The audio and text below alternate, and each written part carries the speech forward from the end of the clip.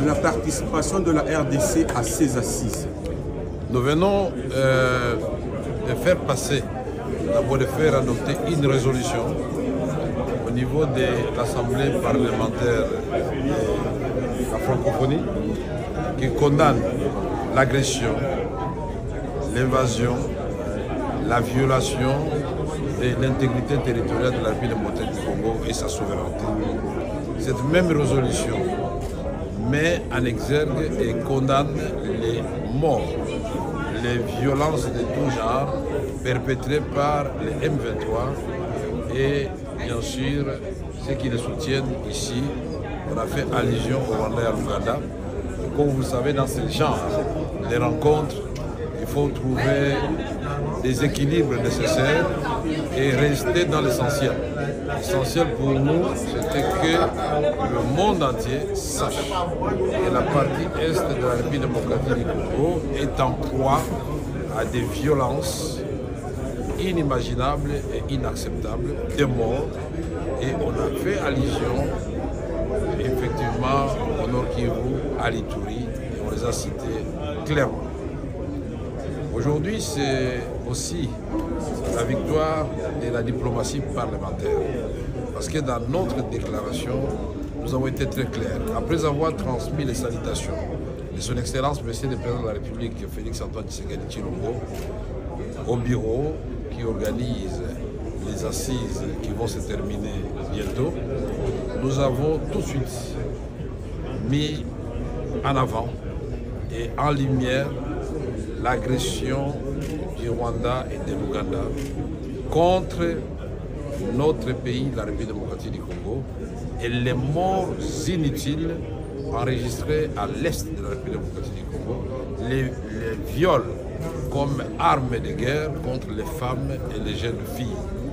Nous avons repris les rapports des experts des Nations Unies, envoyés par le Conseil de sécurité, rapport qui fait état, rien que pour les dernières opérations, de 5000 victimes à l'est de la République démocratique du Congo.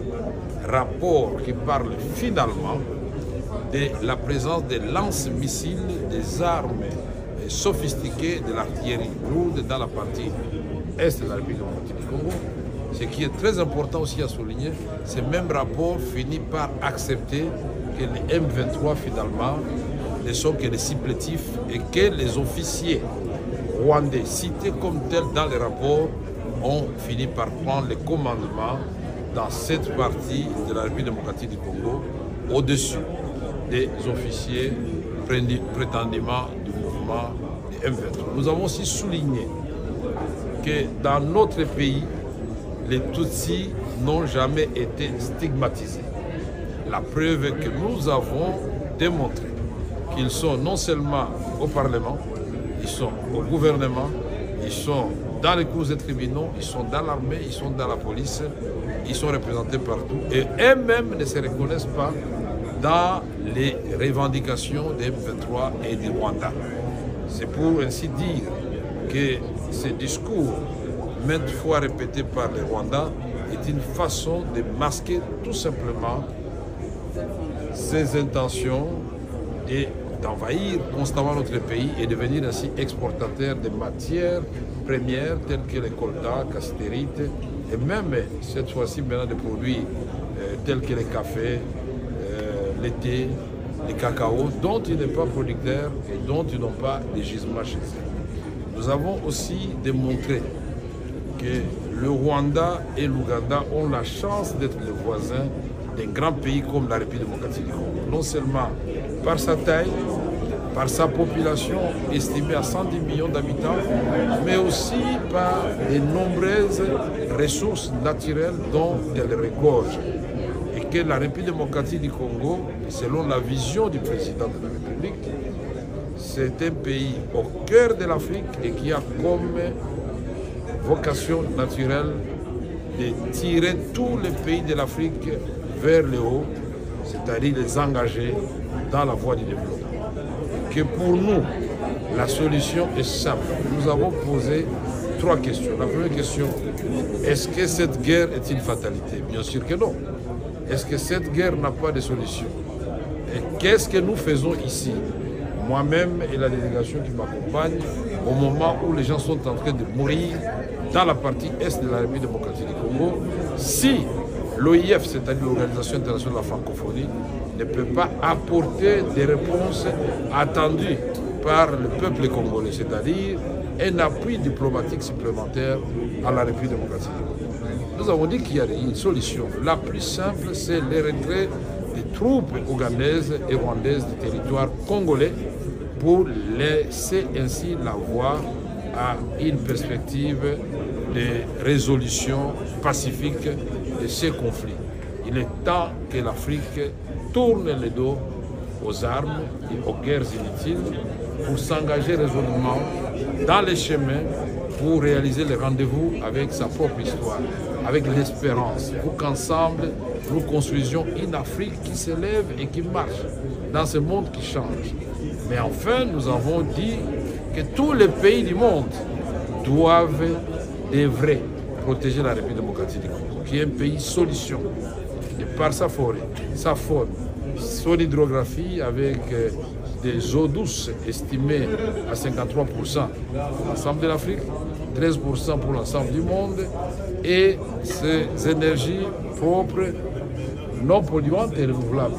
100 000 MW, Inga à lui seul, 44 000 MW, capable d'électrifier et d'industrialiser l'ensemble de l'Afrique, une partie de l'Europe et une partie de l'Asie. Ces pays, c'est une chance pour l'humanité, c'est l'espoir de l'humanité.